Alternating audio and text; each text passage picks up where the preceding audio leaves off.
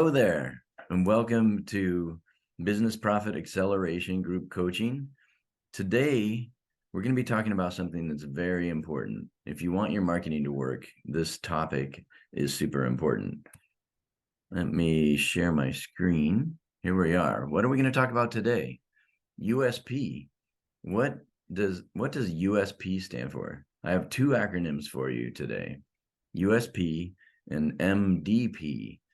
So USP stands for unique selling proposition. MDP stands for market dominating position. The bottom line is we need to define and or create what is unique, special, different, and better about your business, your products and services, working with you and or your team.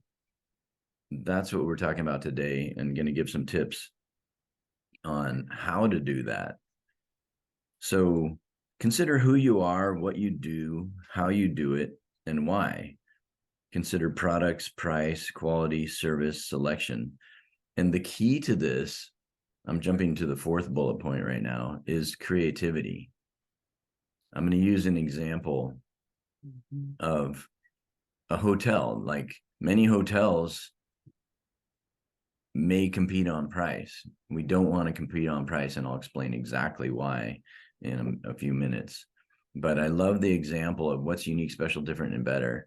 There was a hotel who not only put chocolates on the pillow, which is really common, but they wanted to go the extra mile. And so when people booked a room, they found out what their favorite newspaper was. This is back when newspapers were popular, more popular than online news. And they delivered it to the guest's room in the morning. And it's things like that. When I talk about what's truly unique, special, different, and better about your business, it doesn't have to add a huge amount of cost, but a little extra effort, the extra creativity, the extra what can make the client feel important, feel special. So we'll talk more about that. Why don't we want to compete on price? Why can't we just say what everybody else says? We have 147 years of combined experience, and we have great customer service and high quality products. Like if you look at 10 websites of people in your business, you'll see what's called platitudes. They all say pretty much the same thing. So how do we stand out from the crowd? That's what USP is. That's what MDP is, market dominating position. Well, what's the problem with competing on price?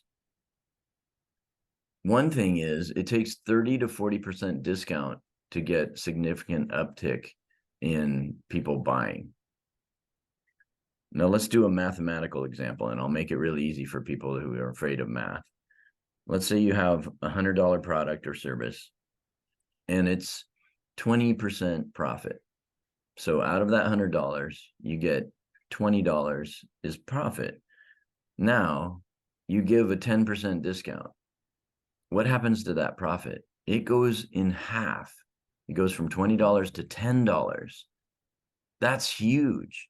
That means with a 10% discount, you have to sell twice as much to make the same amount of money. So please, whenever possible, add bonuses, come out with great ideas on being unique and special. What else can you offer that doesn't cut into your bottom line? And another question may pop into your mind. Well, a lot of people do use discounts or specials. When would it be appropriate to do that? Well, if you're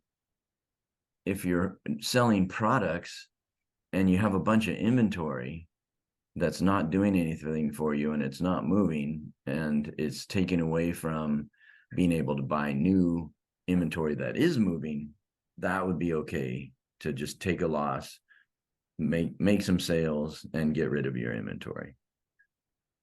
All right. So what is this IR versus EP, the second bullet point here? IR, today's acronym day. That's AD. So IR is your business's internal reality. And Corinne, I see you taking notes. That's awesome. I encourage everybody who watches this, take some notes. Internal reality. So what's going on in your business? How do you do business? What is the quality of your products? Is your process consistent and thorough every time? How could it be improved? And the EP is your external perception. And what we want, so the external perception is, what does it say on your website? What's your reputation? What do other people say about you? And if there's problems or complaints, we want to fix these before we market. So this USP deal is super important. And when you change your internal reality to be truly unique, special, different, and better, then your external perception or your marketing materials can stand out from the crowd. People read it and they're like, wow, I want to work with this person. I want to buy these products because it is truly better than the competition. So better, faster, stronger. And the next topic I'm going to cover is value pricing. So if we're not discounting, how do we set our prices? And if you're setting prices lower than the competition, that's the same thing as a discount. And it's really, really tough on business. It makes it so you can't get team, you can't get systems, you can't give people raises or benefits. So when we are truly better than the competition, we deserve, if let's say the range of pricing in your competition is here to here, if you're the best, then you deserve to price like Nordstrom's or Saks Fifth Avenue or another number of different brands, Mercedes. If they're the best and they're make you feel good, perform well, etc., then it would be silly to discount. And then there's Walmart on the other hand. Why can they have value pricing? Because they buy in huge bulk, they're tough negotiators, and they have the capacity to sell huge volume. So their profit margin doesn't have to be as high as in smaller businesses. So value pricing it's critical for small business success. But notice the fifth bullet point here. It's value to price ratio. So if you have the highest price, you also want the highest value to price ratio. So it's a win-win. People are getting the best deal if they care about quality. If they just want a shirt to wear for a year and then it starts falling apart, then Walmart's a great choice. And I'm not bad-mouthing Walmart. There are people that market serves really well, or products that serve that very well. So what is value-based pricing? Value-based pricing is a strategy of setting prices primarily based on a consumer's perceived value of a product or service. Value pricing is customer-focused pricing, meaning companies base their pricing on how much the customer believes a product is worth. So how much perceived benefit, this goes into their feelings, their ego, feeling important or valuable. And this can really be leveraged. An example is, going on, value-based pricing is different than cost-plus pricing. A lot of people look at their fixed costs, look at their variable costs or cost of goods sold, and then they mark it up a certain percentage, 10, 20%, and that becomes their price. And again, that's a tough way to do business. It works for some companies, but most of us in smaller businesses, it's not a good strategy. So companies that offer unique or highly valuable features or services, and that's where we have the control, coming up with our USP, truly, with the internal reality or the IR. So highly valuable products or services are better positioned to take advantage of the value pricing model than companies which chiefly sell commoditized items. A great example is Lexus.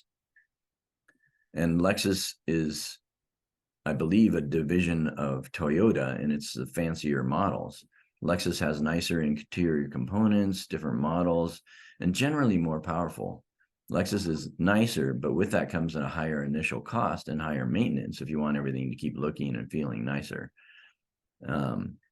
I see a lot of Nexuses in the town of Folsom and Granite Bay, where image is really important to them. Toyota and Lexus probably have similar dependability, so they're really buying image. And which is better for a cheap, reliable daily commuter? Toyota. So there's different choices for different markets. And I mentioned Nordstrom. When you're doing proper pricing or value-based pricing, you want to be the best. You want to be priced at the high end of your competition. And sometimes that takes getting out of your comfort zone. Again, we want to be the highest value to cost ratio.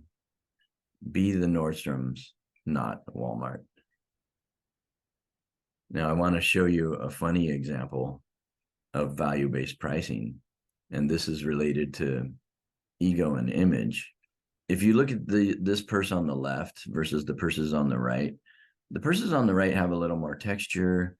The clasps and highlights are probably gold-plated.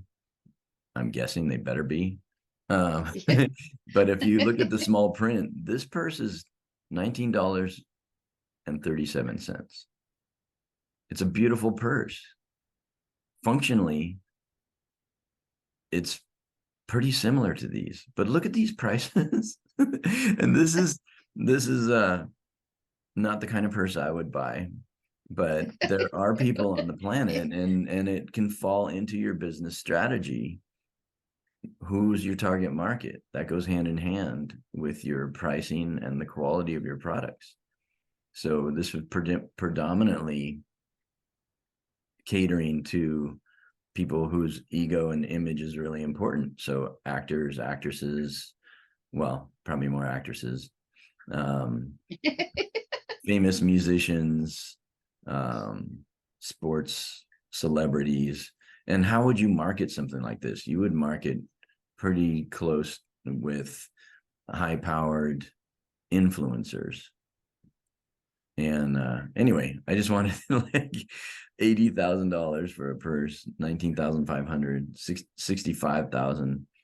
It's incredible what can be done. So if you're feeling like you're pricing out of your comfort zone, you can probably stretch yourself a little bit.